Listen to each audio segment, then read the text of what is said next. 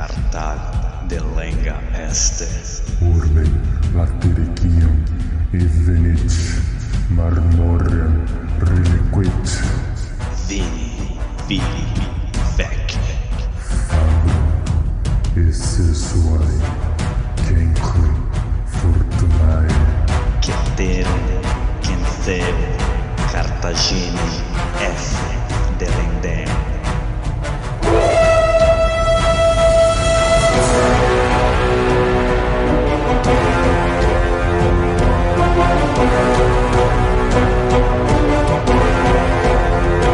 Alô amigos, alô galera, estamos de volta para o 59º episódio do podcast Roma Nua e Crua.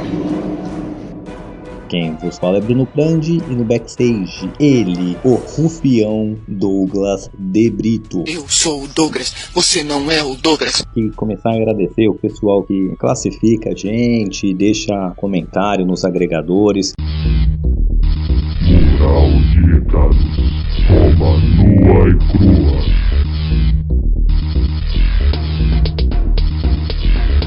Eu não consigo ver comentários em outros agregadores aqui, só no Apple Podcasts. Então, se você comentou em algum agregador, classificou a gente em algum agregador, manda aí pra gente, manda um print, alguma coisa, e a gente te agradece aqui pessoalmente, tá bom? Eu vou dizer aqui o pessoal que deixou comentário e classificou a gente lá no iTunes, então queria agradecer ao Miller Lopes, explicar que a gente trocou a música de fundo por questão de direitos autorais, e o Pingo do Rio de Janeiro, o Pedro Belize, Ben Paulo, o 10 Fugo e o Vitor Alves, tá? Todos deram 5 estrelas e deixaram comentários legais lá pra gente. Muito obrigado. E é claro, também quero aqui agradecer e puxar o saco da nossa tetrarquia, esses nossos queridíssimos...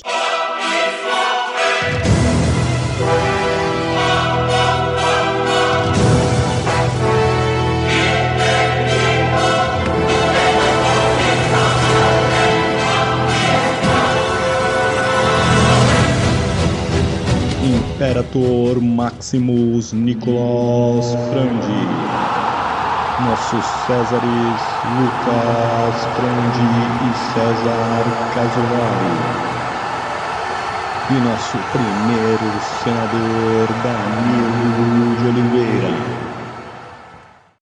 Dando sequência, vamos recapitular. Bom, no último episódio a gente viu a saga de Pompeu aí, né, com seus feitos que o tornam realmente Pompeu Magno, Pompeu o Grande. A gente viu que ele dobra a tributação que Roma recebia das províncias, ele vai dobrar esse valor sozinho com as suas conquistas, vai anexar vários territórios, vai realmente transformar o Mediterrâneo em terras romanas. Agora, quem não é romano é cliente romano, chegou até a Judéia, chegou lá na cidade de Jerusalém, que agora, né, é um estado cliente dos romanos, ainda não é uma província, mas aí fez várias coisas e deixamos o episódio de lá para trás, ele retornando aí das suas grandes conquistas.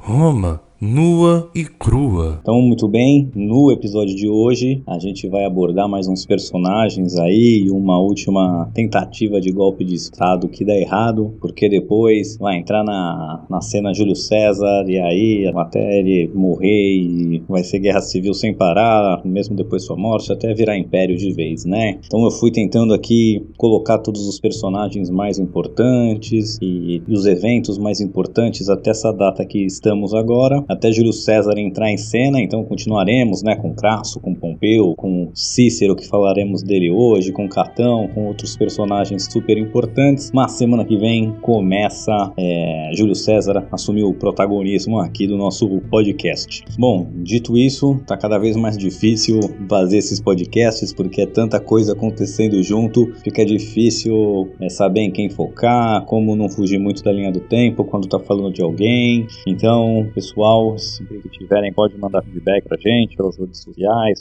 por e-mail. Queremos saber o que estão achando aí, se tá dando pra acompanhar legal. Bom, dito isso tudo que eu já disse hoje, a gente vai conhecer hoje mais os dois, vamos dizer assim, os pilares de sustentação da República Romana, os que vão lutar pela República até o fim, né? Antes da República dar lugar ao Império, mas quem tenta lutar e manter a instituição, República, né? O modelo político romano de pé até o fim, vão ser principalmente esses dois, né? Vão ser liderados por esses dois grandes senadores, o Marco Túlio Cícero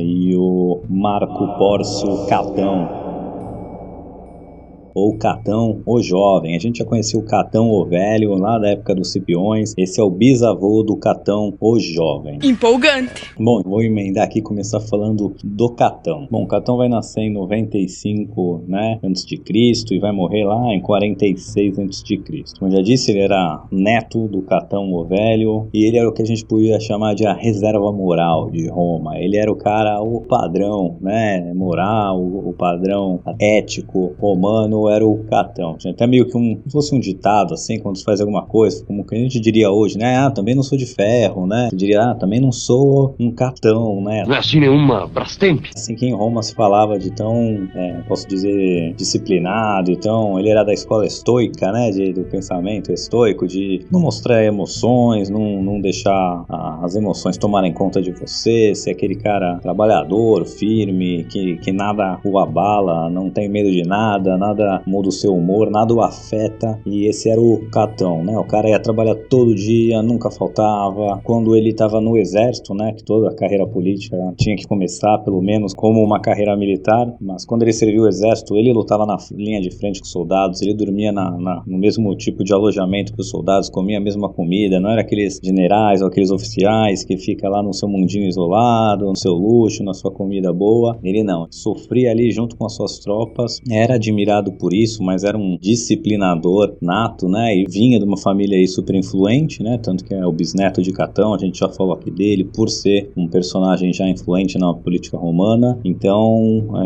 esse é o Catão, não quero me prender tanto, convido vocês a pesquisar mais, porque é uma figura muito, muito legal, e era um cara também, assim, só para complementar, bem anticorrupção, era um cara que levava muito a sério essas coisas, e a gente já viu aí que a República Romana, tudo estava à venda, né, qualquer cargo, qualquer decisão judicial, se você tivesse a quantidade certa de dinheiro, você comprava. E ele era um defensor muito forte da boa administração, do zelo com o dinheiro público, até quando passava por cargos, né, de questor, que controlava mais o dinheiro, ele conseguia pôr a casa em ordem, perseguia ferozmente os que vinham antes dele, os que, né, sabia-se que era corrupto. Então ele era um cara bem que andava na linha, era um exemplo de moral, um exemplo de virtude romana, né? Se a gente passar pelos dias de hoje, não seria exatamente o que a gente acha que é o certo a se fazer, mas para os romanos esse era o parâmetro. Catão o Jovem.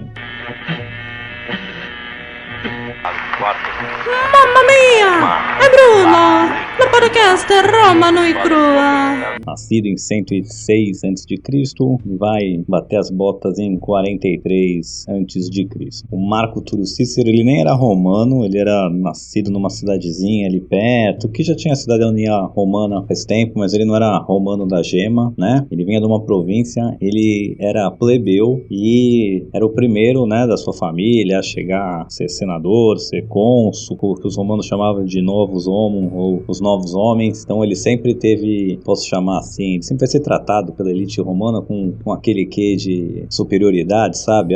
Você vem das classes de baixo, ele não tinha, né, família que ele podia traçar de grandes ancestrais, de fundar a cidade, né? Não, ele é o primeiro da sua família a ser super bem sucedido, mas ele era um cara brilhantíssimo, né? E muitas das obras, acho que ele deve ser o autor romano que tem mais coisas coisa aí dele em questões de obras, em questões de resquícios, né, históricos mesmo, vivos, e é um cara também super fantástico. Ele também serve na carreira militar, né, vai no seu Corsus Honorum, mas ele vai na carreira militar como uma necessidade. Ele sempre sonhou com uma carreira política, ele era um pacifista, mas em Roma, sem história militar para contar, sua carreira política era impossível. Então ele participa, ele faz lá o que tem que fazer, vai pro exército, luta, mas não é algo que ele é diferente também de todos os outros romanos por ser um cara, pelo menos todos os famosos, né, antimilitar, que o negócio dele realmente era política, não o campo de batalha. E apesar de ser plebeu e, né, provinciano, ele é o mais brilhante defensor da República, e junto com o Catão vão ser os alicerces, né, dessa morte da República aí, mas eles vão ser os que vão encampar o campo republicano contra os tentadores de tomar poder aí com César, e depois como desenrola tudo, que vamos deixar mais pra frente. Então, né, depois a família dele tinha alguma condição, ele foi bem educado, né, e no ano de 80 a.C. que ele vai começar a aparecer na cena, digamos assim, e vai ser advogando, e logo vai fazer o nome dele como um excelente advogado, um excelente orador, né, um cara muito estudado, e ele também vai ser considerado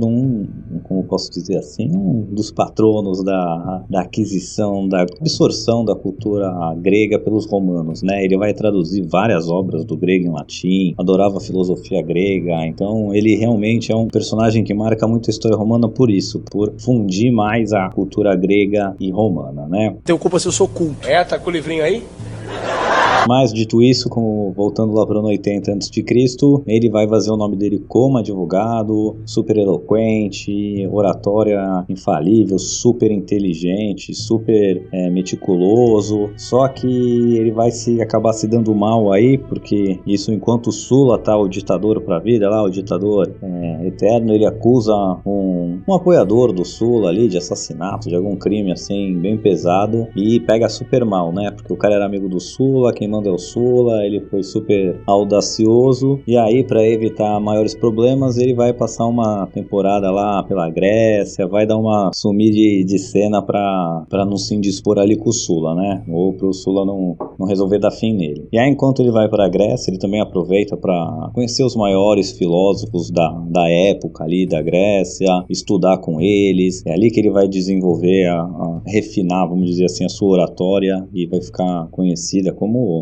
para quem estuda isso, mas a oratória de Cícero e as obras que ele tem aí, as orações que chama, é referência mundial, se estuda argumentação em cima de materiais que o Cícero produziu, é um cara realmente fantástico, e foi aí que ele vai refinar essa arte da oratória e da retórica e etc. No ano de 75 a.C., ele vai ser eleito questor na Sicília e vai ser super querido ali pelos locais, porque ele tem uma governança justa, né? Ele é um cara justo, um cara honesto, e isso surpreende ele, o pessoal que cria uma certa devoção ali pelo Cícero. E eles, né, ganhando essa confiança, criando esse vínculo, eles pedem para o Cícero então processar um ex-governador ali da Sicília, ou o governador atual da Sicília, isso eu não consegui ter 100% de certeza, mas processar esse governador da Sicília por corrupção. O cara já era praxe romana você depenar as províncias, né? Mas tinha até um ditado que você tinha que, né, tirar a lã da ovelha e não o couro da ovelha, né? Então parece que o governador estava tirando o couro, estava realmente mão pesada, extremamente corrupto e passando de todos os limites aceitáveis, né? E era o cara, para ser governador romano, ele era alguém da elite romana, né? Era sempre algo perigoso você assumir causas assim, mas o Cícero assume, processa esse governador e expõe e condena ele, e aí ele faz o nome dele, digamos assim. É desse episódio aí, tipo uns caras que fizeram o nome na Lava Jato, assim, sabe?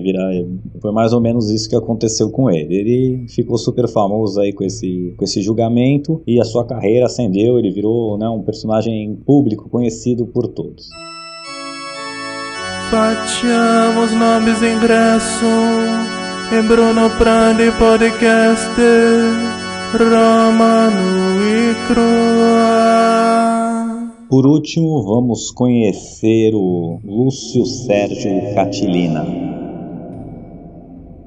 que vai ser o personagem mais ou menos que vai, vamos dizer assim, unir o Catão e o Cícero. Não unir, eles já mais ou menos eram unidos, mas transformar esses dois nos baluartes da República, né? E quem que é esse tal de Catilina? Bom, então esse Catilina era, né, da classe senatorial aí, ele era um senador e tinha uma família patrícia, mas essa família, apesar de ser patrícia, tinha vivido seu auge em quase 300 anos atrás. Geral, é um dos nomes que não tinha há 300 anos feito nada muito relevante, mas podia traçar sua origem lá desde o começo da cidade. Então era assim, de sangue azul, mas estava ali naquele meio que já fez alguma coisa, mas já faz tempo que não faz nada. E o Catilina queria então reavivar o nome da sua família. Era um cara muito ambicioso, como todos aí na sua geração que a gente está vendo, o Crasso, o Pompeu, o Sertório e outros que vão aparecendo aí, o Júlio César, etc. E ele também queria, né,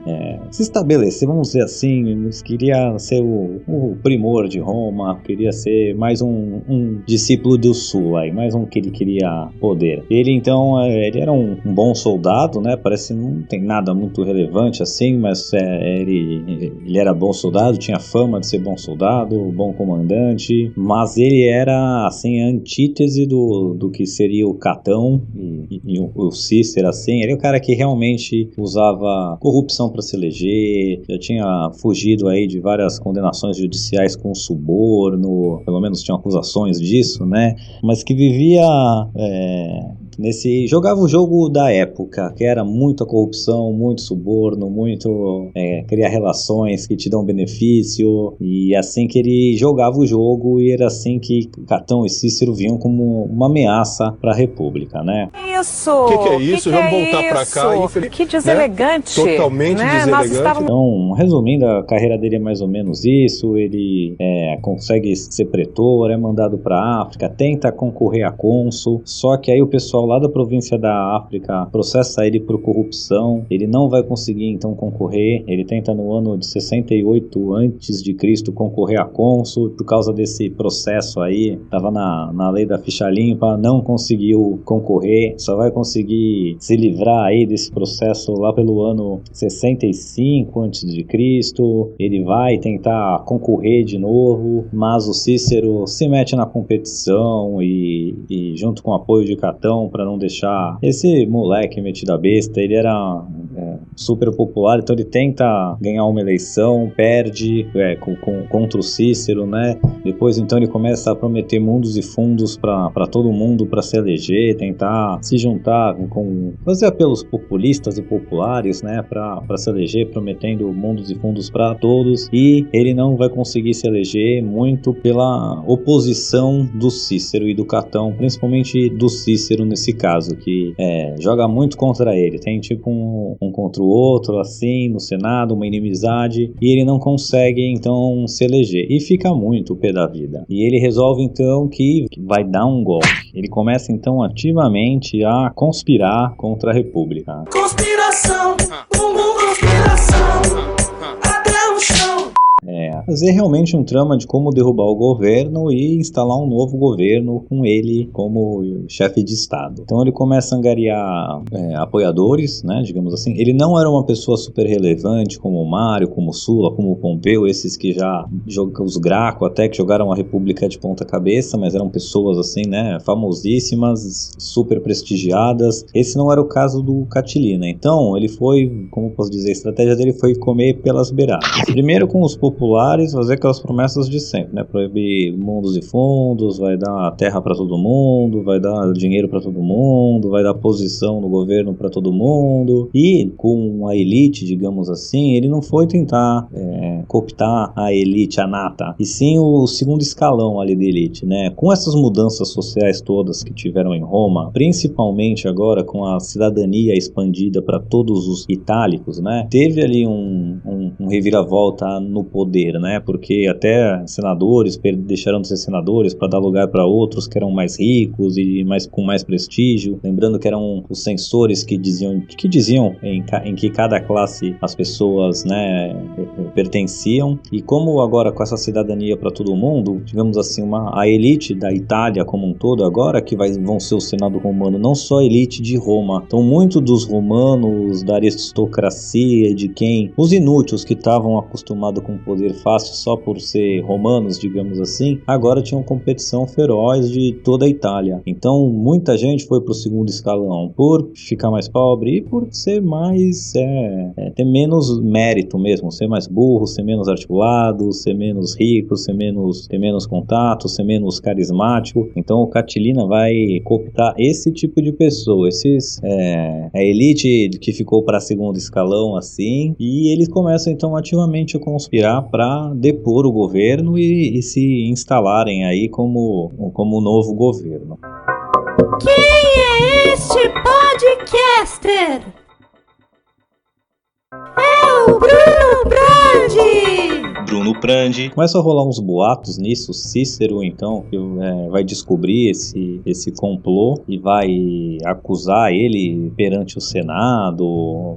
Tem até as orações, como é que chama? Catalinárias. As orações catalinárias que são esses documentos aí dele denunciando, e esse tipo esse documento é usado para técnicas de argumentação para você aprender em escola de direito, coisa assim, como construir um argumento e de tão brilhante que é referência, acho que até hoje, e aí que vai denunciar denunciando esse complô, né, isso que eu quero dizer, do Cícero aí, denunciando esse complô do Catilina. Bom, o Senado então, baseado nos depoimentos aí do Cícero, vai resolver condenar o cara, vai exilar ele, né, tirar ele da cidade de Roma, o cara vai ser exilado, não era pena de morte, até então não descobriram tudo, né, descobriram que ele queria matar uns senadores, inclusive o Cícero, enfiar a gente lá dentro e matar alguns senadores para começar essa tomada de poder aí. E aí parece que descobrem nisso e ele foi pego, o Cícero denuncia ele, queima ele na frente do Senado todo ali, o cara então vai pro exílio, e aí ele vai se encontrar com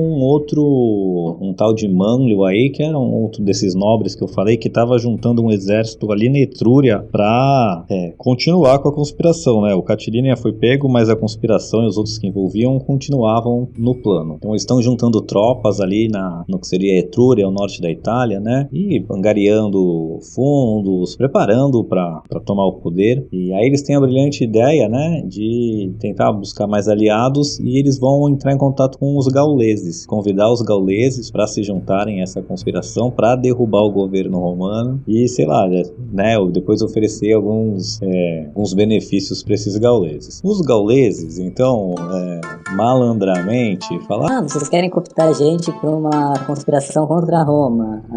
Beleza. Mas, cara, faz o seguinte, a gente até participa, mas manda por escrito tudo certinho pra gente, timbrado, com rúbrica, porque vai que depois alguma coisa dê errado e vocês vão querer jogar a culpa na gente, então vamos pôr no papel esse pacto aí bonitinho, beleza? E aí, prepara o documento, manda que a gente assine e se junta. Aí os trouxas vão lá, preparam os documentos, dão pros gauleses assinarem, né? E os gauleses então vão e levam pro Senado esse documento. Olha, os caras estão conspirando aí, a gente já quer até pediu pra eles mandarem pra gente por escrito pra que a assinatura deles tire uma reconhecida, tá vendo? Os caras estão conspirando contra vocês aí. E aí essa conspiração de fato vai agora cair, né? Vão ser presos os cabeças aí, entre eles os 5 que estavam em Roma ali, entre eles o Catilina, que era o líder. Vai rolar como posso dizer ali, uma discussão no Senado, porque o Cícero, então cônsul de Roma,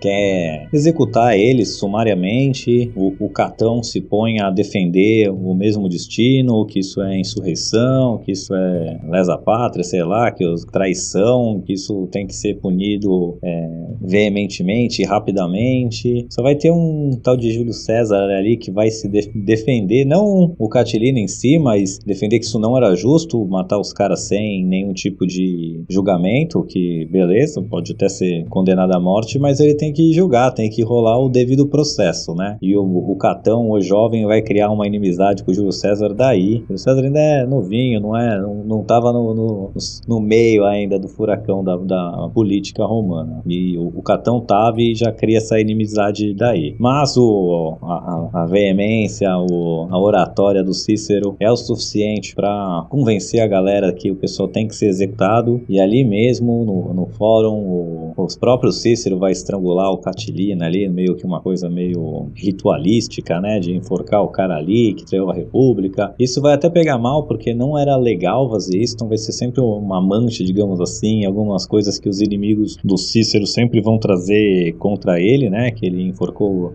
um cidadão romano sem julgamento e que fez isso no fórum, uma coisa legal, mas basicamente aí o que acontece, né? Mais um tentando tomar o poder de Roma. O Mário já tomou, o Sina, que né, depois que o Mário morre, ele fica, o Sulla depois vem, toma, se declara ditador pra vida, aí né, tem ainda os marianos que ficam ali na Espanha tentando retomar o poder, mas em guerra civil, aí tem um outro cônsul que tentou ir com o exército lá pra conseguir um segundo consulado em sequência, o Cícero, até esse show todo aí que foi esse julgamento contra o Catilina, esse julgamento não, mas essa denunciação, né, essas orações, essa execução dos caras e tal, dizia que ele queria preparar o terreno mesmo para deixar a república forte contra o Pompeu, né, porque esse Catilina era sempre um idiota, mas o Catão, o Cícero, esses republicanos de carteirinha, eles morriam de medo do Pompeu de querer ser um novo Sulla, né, porque o Pompeu era um general brilhante, o Pompeu já forçou a barra aqui de ser eleito procônsul sem ter, né, passado pelo Cursus Honorum, ter conseguido sempre, foi cônsul antes do que devia, toda a carreira política do Pompeu foi uma exceção, e muitas vezes uma exceção na força. Vocês não vão me eleger cônsul com o meu exército aqui do ladinho de Roma, vocês têm certeza? E agora o Pompeu estava voltando do que a gente viu no último capítulo, né, de dominar o reino de Ponto, de anexar o que sobrou do Império Seleucida, de dobrar, né, a arrecadação de impostos de Roma, volta com um tesouro, ele tá voltando do leste com mais tesouro no trem de bagagem dele do que tinha o tesouro romano em si. Então ele vinha com um exército veterano de guerra que dominou exércitos gigantes e territórios gigantes, vem com dinheiro que não acaba mais, a popularidade dele lá nas estrelas, ele era o superstar da época, então o Cícero e o Catão morriam de medo que o Pompeu fosse dar um golpe de estado, que ele sim era um perigo, o Catilina era só um idiota, mas que ajudou a ligar o Catão e o Cícero e criar essa ala bem pró-república, assim, enquanto do outro lado iam ter Júlio César, o Pompeu, o Crasso e todo mundo que queria a Catilina, todos esses jovens ambiciosos que queriam ser o próximo Sulla. Não vou registrar-te a Roma no crua. Te farei uma oferta irrecusável. Tudo bem, pessoal. Então aqui a gente viu ainda esses dois últimos personagens, o Catão e o Cícero. Episódio que vem vamos entrar então em Júlio César. Tá difícil manter essa linha do tempo certinha. Como já citei aqui, o Júlio César já tá fazendo parte aí do Senado, da política. Mas ele ainda é uma figura bem secundária ainda, não é? Tá longe de ser a estrela. Então eu cheguei aqui até a linha do tempo onde o César ainda não é o mais importante. E a partir do próximo episódio a gente vai entrar com ele, então vou voltar um pouco, contar mais de infância, contar mais um pouco dele e como é que ele vai atingir ali a proeminência na cena política romana pra nunca mais sair, beleza? Então fique com a gente e até!